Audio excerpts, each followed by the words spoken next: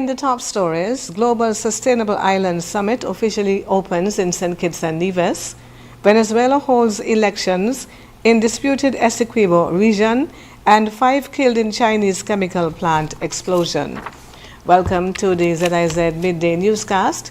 Today is Tuesday, 21st May 2025, and I am 27th May 2025, and I am Jasmine Thomas.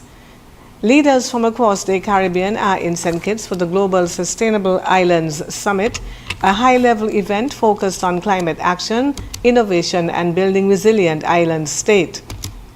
Prime Minister, the Honorable Dr. Terence Drew, and Minister of Sustainable Development, Dr. Joyelle Clark, joined regional officials and youth advocates for the opening ceremony, which set the tone for urgent and collaborative action.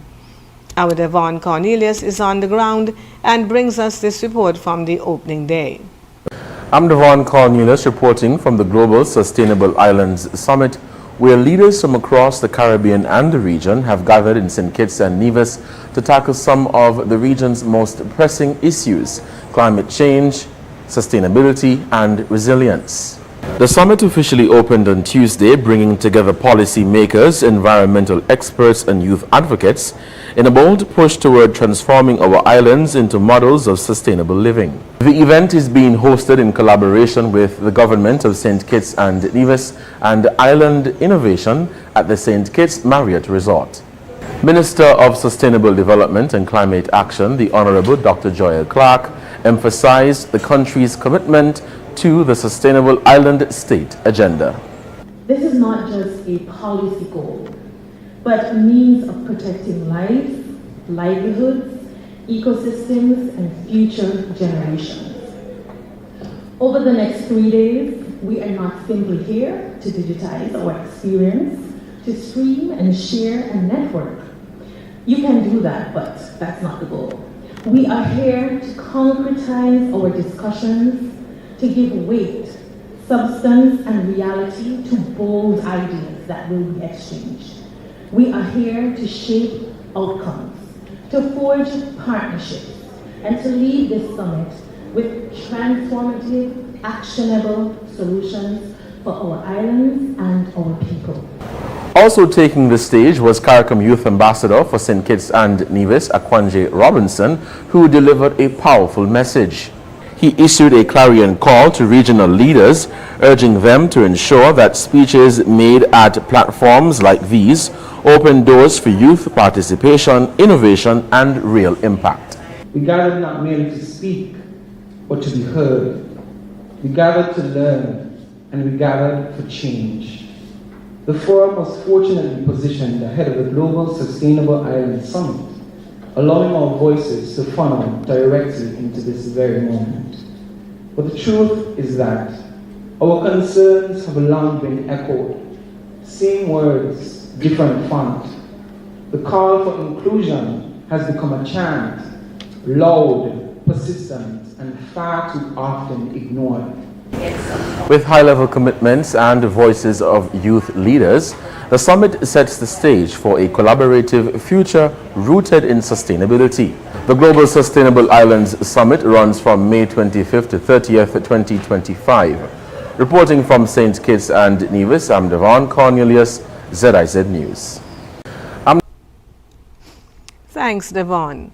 Nevis's pioneering geothermal energy ambitions took center stage on Monday, 26th May, as the island hosted the Global Sustainable Islands Summit Geothermal Energy Forum at Malcolm Gishard Recreational Park. Day one, the event attracted over 60 participants, including regional government officials, private sector partners, utility representatives, development agencies, academic institutions, and sustainability experts. In delivering the opening welcome, Premier of Nevis and Minister of Energy in the Nevis Island Administration, the Honorable Mark Brantley, outlined Nevis's strategic vision for the geothermal development, emphasizing the island's potential as a leader in clean energy for the Eastern Caribbean. We have a considerable resource on the island. This is a resource which we feel, if honest, can be transformative, not only for this island, but for the wider Federation of St. Christopher and Nevis, and indeed for our sub-region. Premier Brantley described the geothermal initiative as a glorious opportunity, reaffirming Nevis's commitment to becoming part of a sustainable island state. Other dignitaries delivering opening remarks included the Honorable Conwys Maynard, Minister of Energy and Utilities in the government of St. Christopher and Nevis, and the chair of the OECS Council of Ministers of Energy, and James Elmore, CEO of Island Innovation. SL Horsfords and Company Limited has once again come on board as a sponsor for the St. Kitts Music Festival. The company has invested $20,000 into the 2025 St. Kitts Music Festival, which takes place from June 26th to the 28th at Warner Park. During the handover ceremony, venue manager Loftus Bridgewater extended profound gratitude to the representative of SL Horsford and Company Limited and lauded their support of the St. Kitts Music Festival over the years. SL Horsford Group Marketing Manager Wallace Wilkins stated, "At Horsfords, we believe in the power of culture, unity, and unforgettable experiences. That's why we proudly continue our sponsorship of the St. Kitts Music Festival, a world-class event that brings people together and showcases the vibrant spirit of our nation. We are honored to play our part in keeping the music and the culture alive."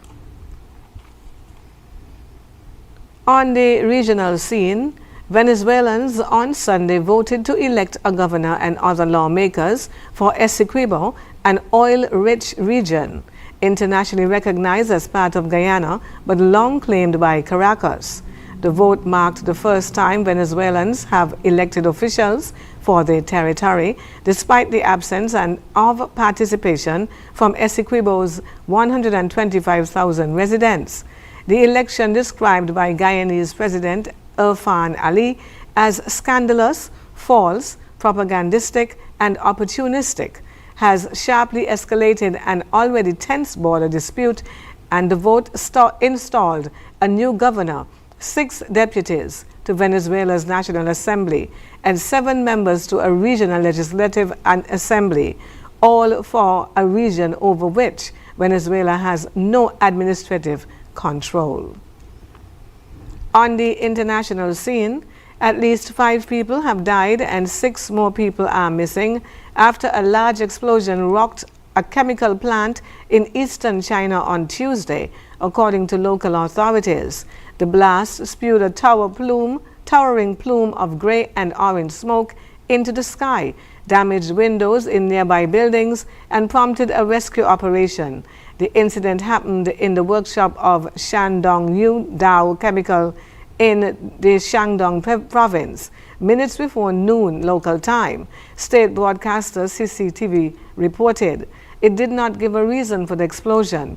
A further 19 people suffered minor injuries, local authorities said in a statement. And now for a look at the weather.